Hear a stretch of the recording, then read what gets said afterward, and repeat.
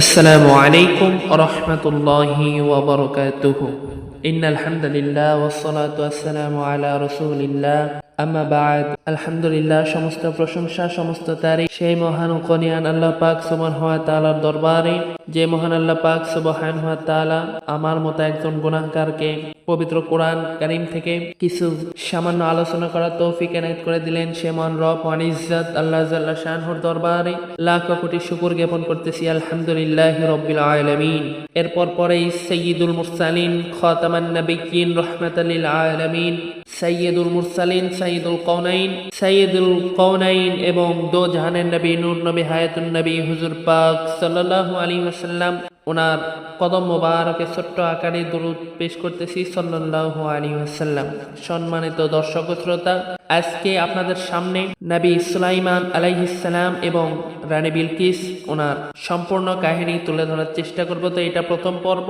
এরপরে পর্যায়ক্রমে এর পূর্বের ভিডিওর মতনই আমি আপনাদের সামনে পর্যায়ক্রমে আলোচনা করার চেষ্টা করব। ওমা তাওফিক ইল্লা বিল্লাহ।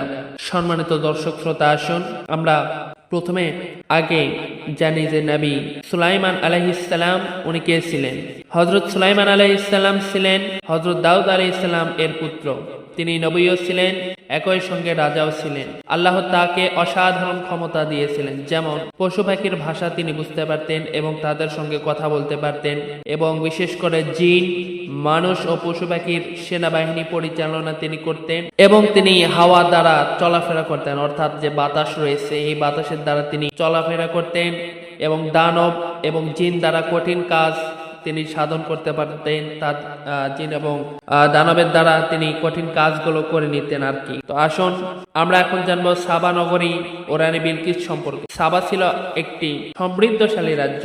এটা বর্তমানে ইয়ামেনের একটি অঞ্চলে এটি অবস্থিত।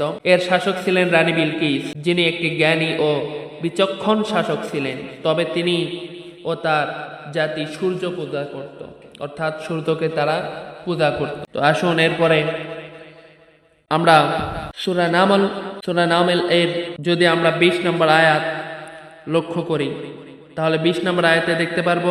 সম্মানিত দর্শক শ্রোতা, আসুন তো আমরা যদি সূরা নামল এর 20 নম্বর আয়াত আমরা লক্ষ্য করি, ওখানে বলা হচ্ছে ওয়াতাফাক্কাদাত তায়রা ফাকালা মালিয়া লা আরাল হুদহুদা আম কানা মিনাল গায়বিন।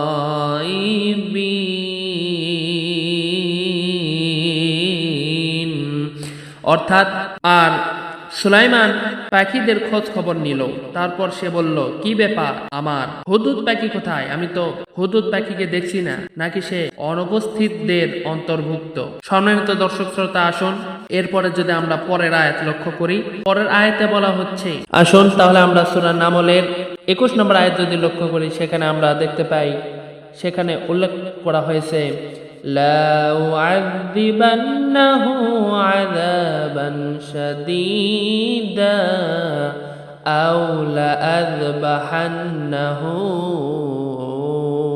আও লা ইয়াতিয়ান্নি বিসুলতানিম মুবিন।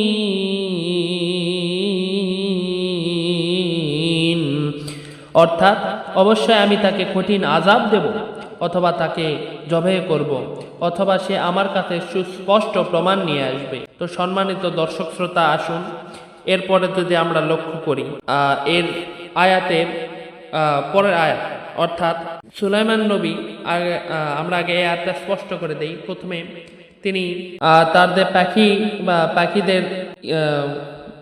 তার যে পাখিগুলো ছিল আর কি, পাখিদের ব্যাপারে তিনি খোঁজ খবর নিচ্ছিলেন আর কি। খোঁজ খবর নেওয়ার সময় তিনি দেখতে পাইলেন যে তার একটা পাখি, যে পাখিটার নাম হচ্ছে হুদহুদ, এই হুদহুদ পাখিটা আছে কিনা।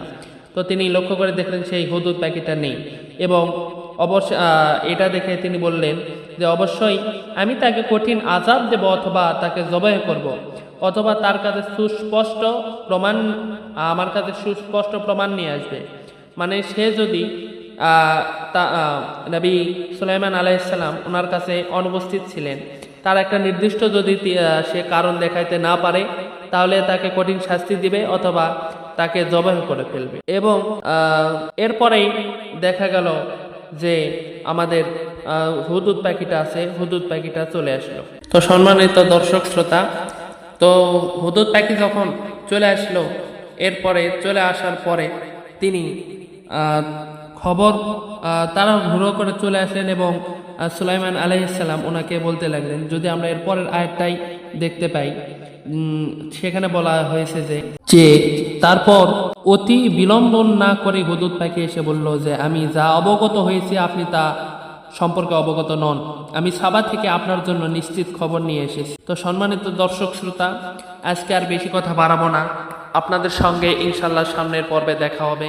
কি সেই খবর নিয়ে আসলো হুদুদ পাখি, কি বা করলো সুলাইমান আলাইহিসসালাম, রানীর সঙ্গে কি রকম কি ঘটনা ঘটলো, এরপরে কি হলো, সম্পূর্ণ কাহিনী নিয়ে পরের পর্বে আলোচনা করব ইনশাআল্লাহ। আজকে এ পর্যন্তই থাক। আমার তাওফিক ইল্লা বিল্লাহ। আসসালামু আলাইকুম ওয়া রাহমাতুল্লাহি ওয়া বারাকাতুহু।